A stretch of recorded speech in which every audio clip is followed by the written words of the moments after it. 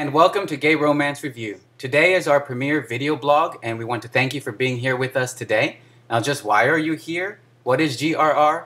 Well, basically, it's a forum for the magnificent MJ, the practically perfect Poppy, and the rough and tumble Rick and I to get together and talk about pop culture, books we love, and basically anything that tickles our fancy. So sit back, relax, thanks for being here, and let's get this party started. So hi, everyone. Hi. So I thought it would be fun if we talked about how exactly Gay Romance Review came about. And it all started with a meaty legend. So I'll let Poppy take over from there.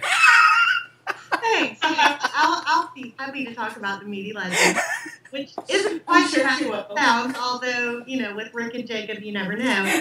But it was actually a pizza that we ordered for lunch that day, and we all laughed hysterically when we ordered the meaty legend, except for poor Mara, who doesn't really eat that much meat, which also made us laugh. So really, there was just a lot of laughter and good times, and out of that, I think we realized that we had such a great bond, and we all just got along so well that we thought this would be a fun thing to do. Okay, so how is everyone today? I'm good. I am hopped up on sugar. Oh, I miss sugar. Sugar and coffee from Top Pot Donuts here in Seattle. Oh, jealous. Sounds good. You have to, when you guys come back, you have to go there. It's really good. Oh, we'll definitely make it a trip. So, Mara got a new car yesterday. That's right, I saw that on Facebook. You got a bug. Yeah, did you ever see my old car? No, I didn't see it. Hideously embarrassing. No. So, it looks like Velveeta cheese. It had our painting company's like wrap all over it, and it was Velveeta yellow and square, and it was. I'm very happy to have. I heard you went to the eye doctor today, Rick. Aren't you going to tell us about that? Okay. Well, did you know I went to the eye doctor this morning? Yes, Poppy was telling me. How did it go? He said, Rick, you have to stop masturbating. And I said, why? Am I going blind? And he said, no, but it's really making me uncomfortable. Don't you hate it when that happens? People just don't know how to, you know. I mean, come on, enjoy the show. I can't handle the meaty legend. Yeah, meaty legend. That eye doctor couldn't handle a meaty legend. Legend firsthand.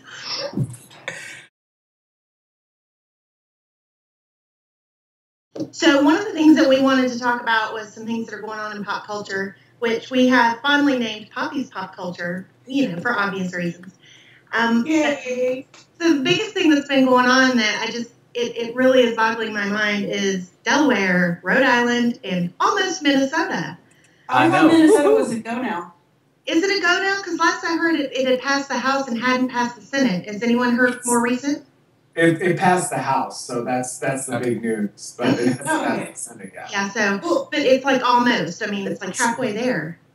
That's good. It seems like the ball is going to get rolling faster and faster now. It really does. It was a really exciting week, and all the positive energy that was just coming out of that. I mean, there were so many things going on in the news and in the media and through our social media. It was blowing my mind, and I just was so excited that, you know, we're just one step closer. Every day we're getting one step closer. I wonder how long it's going to take for it to start swinging to the south. Next month. Next month, yeah, right. Texas will be right there. The other big news that's been going on this week is that we've had an NBA player who came out, and it's the first time a major sports figure has come out as gay. So that would be Jason Collins. It was pretty big news. So did you guys hear anything about that? I heard he dribbles before he shoots. That's always a good technique. Yeah, well. Well, we need the sports figures, because the more that happens, the more... Snowball effect? Yeah, snowball effect. Mm-hmm. And I think with both of those can start the snowball going, both the thing with the states passing gay marriage and the sports stars and the actors and the singers. It just needs to, everything, I was talking my hands, everything needs to just snowball. And I think the more people that do this, the faster it'll go. And I think that's good. Just utter integration and acceptance. One of the articles that I read that I thought was really interesting was that he does not have a current team. And that won't happen until, I think, June when they start that process. He's a free agent now. And I'm not a sports person, so I don't know exactly what all that means. But from what I read, I think the big news from that is going to come next month when we find out if a team will actually pick him up as a player now that he's out and it's kind of out in the open.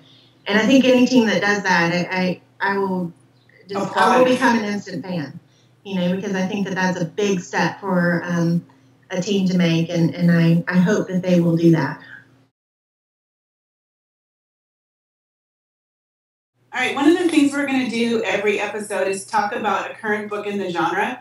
This time we decided to start with Marie Sexton's classic Promises because I think a lot of people have read it, and if you haven't, maybe it's time to give it a chance.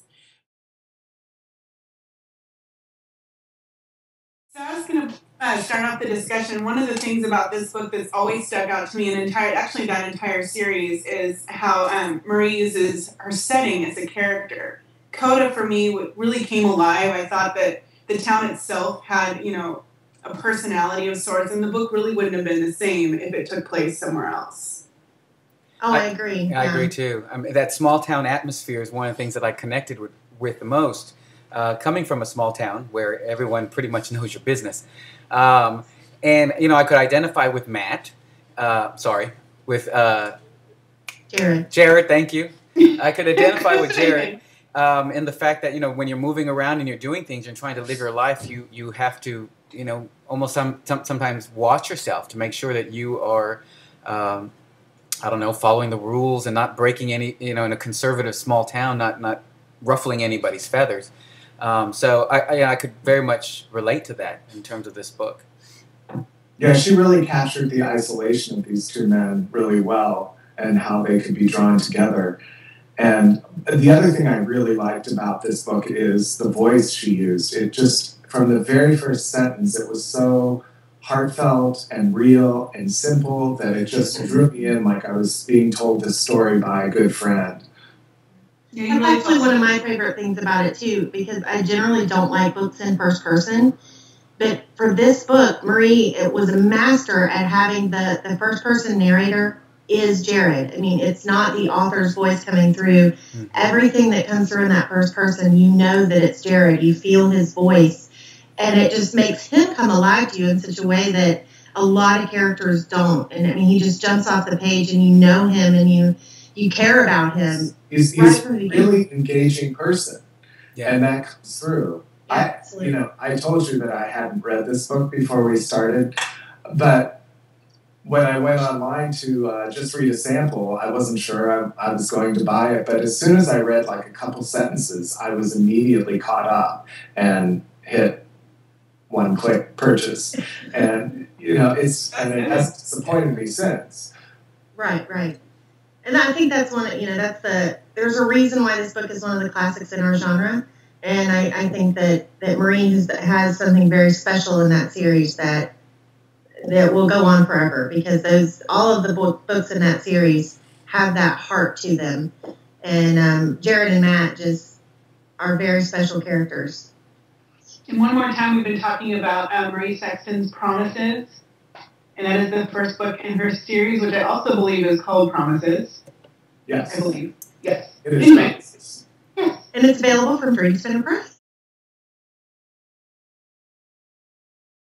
The final thing we're going to do a lot of times is talk about some current issues in our genre, keep it a little tighter than the actual pop culture world.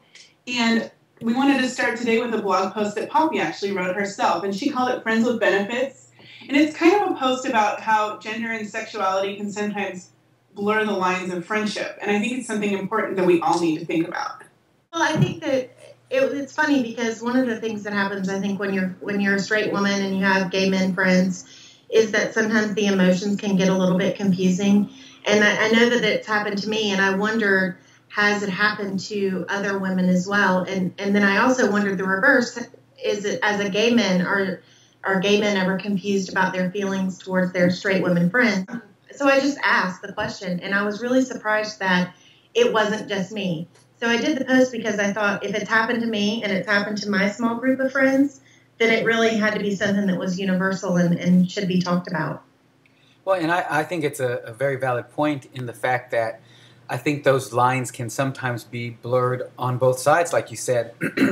I have seen many of my gay friends who have definitely blurred those lines. And I know I would never do this myself, but I've seen many of my friends, you know, they're with their gal pals and they go out and they're at the clubs and they're honking their boobs the whole time that they're together. And you know, that's not something I would ever do or think to do to a straight woman, much of my friends. And I can see how that could create confusion. You know, you might be with this nice guy who's your best friend, and he's every time you go out, he's touching you. And so I could see how that would happen. And it caused me to think, you know, what have I ever done or said that may have blurred the lines? Well, and I think it goes beyond the physical. I think that a lot of it is emotion, too. You're not worried we're going to grab your boobs, right? Well, I mean, I think gay men are the worst offenders for boob touching, to be honest with you. You know, I'm not very in boobs. particular. I haven't done that in years. No, Although I do have girl crushes. Do you? And, you know, Well, there's so one in particular, and she's an MM author, and maybe I'll just leave it mysterious, but I have a big crush on her. But I don't want to have sex with her, but I'm like... And I think that's the difference with the, you know, there's the line can be blurred to a certain point, but it's not probably ever going to be broken. Right. And, right. you know, maybe recognition of that is necessary or important. It's one of those things that I think that happens a lot, you know, and when you can open yourself up completely to another person, be it a straight man, gay man, straight woman, gay woman, it doesn't matter, because the friendship bond is so powerful. You know, and I think that's one of the things that the four of us experienced when we were in Chicago, is that, you know, when you find true friends who care about the same things that you care about, it's a powerful thing. Okay, thank you for joining us here on Gay Romance Reviews. This is Rick Reed saying I'll see you next time. And I'm Poppy Dennison. Thanks for coming. I'm Jacob Flores. Thanks for being here. And I'm MG O'Shea, and we're looking forward to seeing you again next time. Bye. Bye.